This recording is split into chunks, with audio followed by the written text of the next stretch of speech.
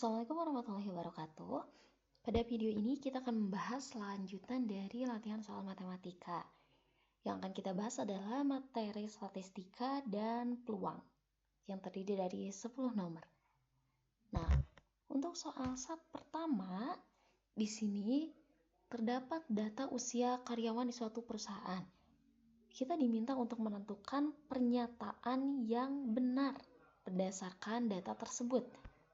Oke, kita cek satu persatu ya. Di sini jumlah frekuensinya adalah 35. Oke, coba kita cek. 14 tambah 12, ini hasilnya 26. Tambah 9, 35. Tambah 4 tambah 1, ini hasilnya 40. Berarti yang A ini bukan jawabannya. Lalu berikutnya kita cari jumlah kelasnya adalah 8. Oke, kita hitung bareng-bareng. 1, 2, 3, 4, 5. Harusnya 5 dan bukan 8. Nah, berikutnya kita cek panjang kelasnya adalah 8. Panjang kelas itu bisa kita cek dari interval yang mana saja. Misalkan dari yang pertama ini 22 sampai 29. Itu ada angka berapa saja? Berarti ada angka 22, 23, 24, 25, 26, 27, 28, 29. Dan ternyata ini benar ada 8. Berarti panjang kelasnya 8. Kalau kalian mau lebih mudah, ini bisa kalian cek dari sini. Nah, 22 ke kelas berikutnya, bentar. 22 ke 30. Ini loncatnya 8, ke 38, ke 46, ke 54, ini juga loncatnya 88. Itu cara cepatnya. Lalu kita cek untuk opsi yang D. Sebenarnya tapi kalau udah ketemu gak usah kita cek lagi. Tapi takutnya kalian masih belum paham gitu. Kelas median itu kan nilai tengah. Karena tadi datanya ada 40, berarti kan setengahnya ada 20. Frekuensi ke-20 itu ada di mana? Kita cari. Di sini ada 14 orang. Orang ke-15 pasti ada di kelas kedua. Ini 14 tambah 12, 26. Berarti orang ke-26 ada di sini. Dari 15 sampai ke-26 ada di sini, berarti orang ke-20 juga atau setengahnya ada di sini. 30 sampai 37. Ini salah ya pernyataannya. Nah, untuk berikutnya kelas modus. Modus itu nilai yang paling sering muncul. Cara mengeceknya kita cukup cek dari frekuensi yang paling banyak. Yang paling banyak di sini 14. Harusnya di 22 sampai 29 ya. Berarti ini juga bukan. Berarti jawaban yang benarnya adalah C. Panjang kelasnya adalah 8. Nah, untuk soal nomor 2, ini ada data banyak siswa SMK yang diminta berdasarkan data tersebut selisih banyaknya siswa laki-laki dan perempuan kelas 11. Oke. Kalian gak usah ngecek kelas 10 atau kelas 12. Kita ceknya di sini kelas 11-nya aja. Nah, di sini terdapat dua warna. Ada yang ini perempuan, ini laki-laki. Biar lebih mudah kita kasih tanda. Ini perempuan, ini laki-laki. Yang diminta adalah selisihnya. Ini yang laki-laki dari ujung sini sampai ke sini. Nah, sampai ke sini. Ini antara nilainya di antara 150 sampai 100 tengah-tengahnya. Berarti bisa kita hitung itu kalau di tengah-tengahnya ada sekitar 25 siswa laki-laki. Dan total di kelas 11 ini sampai sini nih. Nah, ada 275. Berarti yang perempuannya ada 150. Kalau dijumlahkan kan nanti ini sama ini jadi 275. Nah, yang diminta selisih. Berarti selisihnya 150 sama 125 itu bedanya 25. Jadi jawabannya 25. Nah, berikutnya nomor 3. Di sini ada diagram lingkaran yang menunjukkan makanan kesukaan siswa.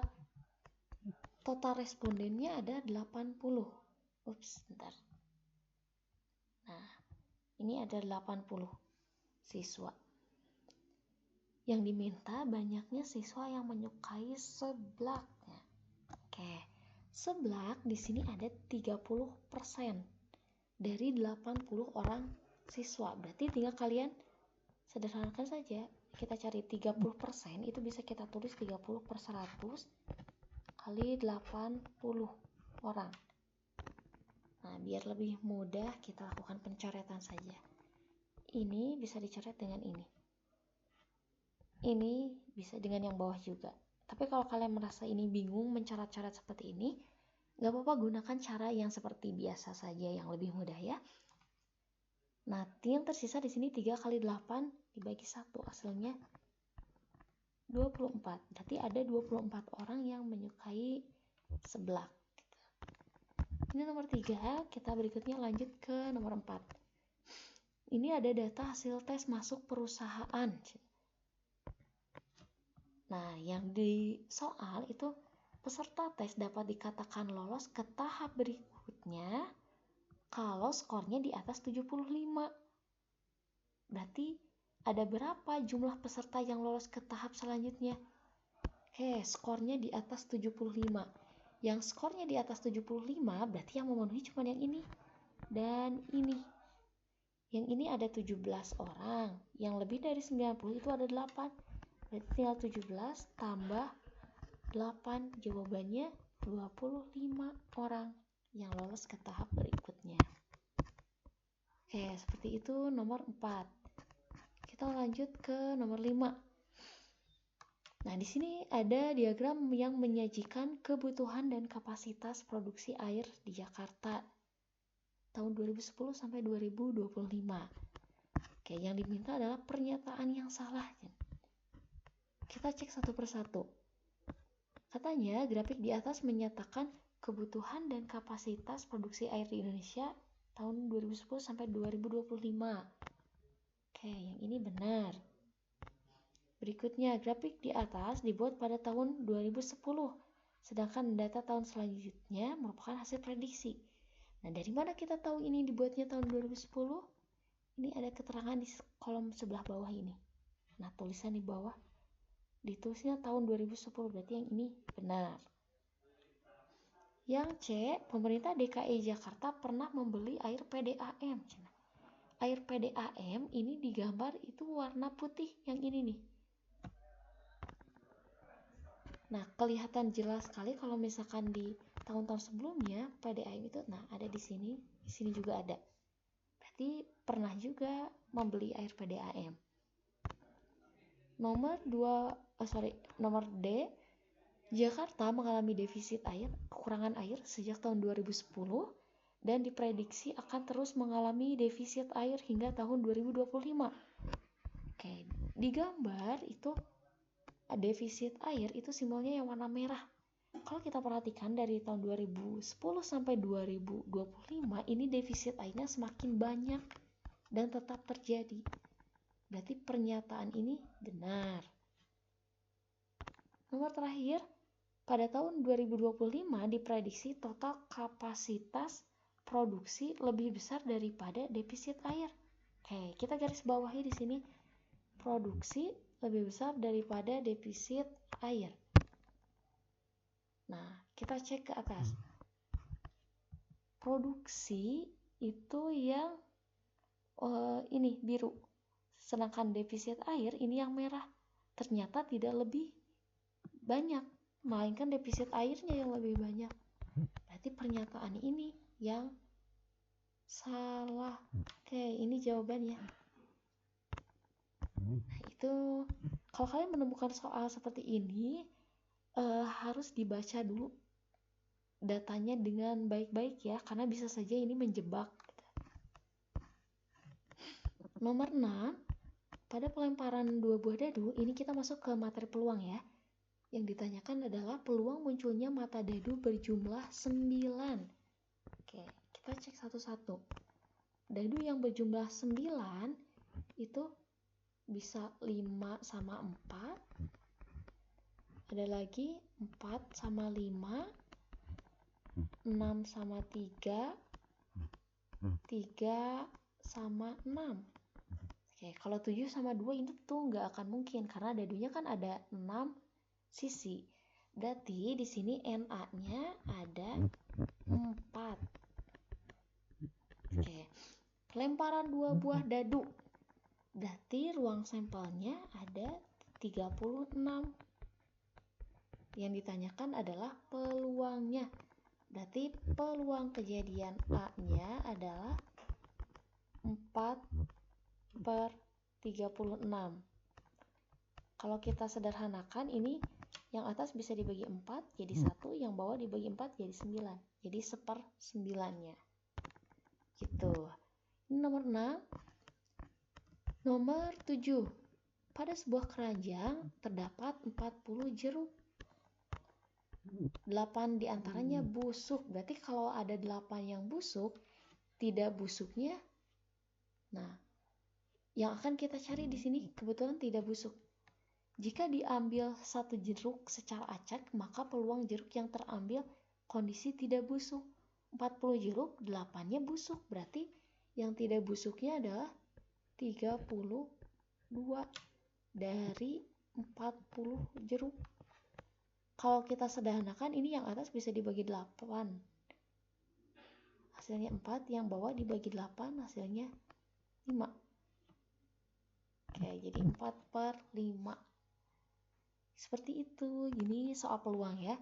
Ini kalian boleh mencarinya seperti ini atau mencari menggunakan teknik yang peluang komplement juga boleh. Nomor 8. Peluang Dela diterima di suatu perusahaan adalah 0,68. Yang ditanyakan peluang ia tidak diterima. Kita ingat lagi, kalau peluang kejadian A ditambah peluang A komplement, ini hasilnya 1. Peluang dia diterima 0,68. Ditambah berapa supaya hasilnya jadi 1? Nah, berarti yang peluang A komplement ini adalah hasil dari 1 dikurangi 0,68, yaitu 0,32. Ini jawabannya. Seperti itu nomor 8. Nah, nomor 9. Diketahui peluang hidup suatu jenis ayam adalah 0,9. Di tempat tersebut ada 100 ekor. Berarti frekuensi harapan ayam yang hidup ada berapa? Oke, yang kita cari adalah frekuensi harapan FH. Oke, frekuensi harapan kejadian A itu N dikali peluangnya. Karena di peternakan tersebut terhadap ada 100 ayam, maka tinggal kita kalikan dengan peluangnya. 100 kalau dikalikan dengan 0,9 itu hasilnya 90. Berarti ada sekitar 90 ekor ayam yang hidup. Seperti itu. Dan yang terakhir, peluang macet Senin pagi di suatu ruas jalan adalah 0,8. Begitu pula hari Selasa. Jadi hari Senin sama Selasa peluang macetnya sama, 0,8. Yang ditanyakannya peluang hari Senin macet dan hari Selasa tidak macet. Oke, ingat lagi, ada kata hubung dan di sini. Nah, ingat lagi, kalau kata hubungnya dan, maka tinggal kita kalikan. Senin macet, tadi peluangnya 0,8. Hari Selasanya nggak macet. Ini berarti kan total peluang itu 1. Berarti kalau macetnya 0,8, tidak macetnya berarti 0,2. Karena hari Senin ini sama dengan hari Selasa.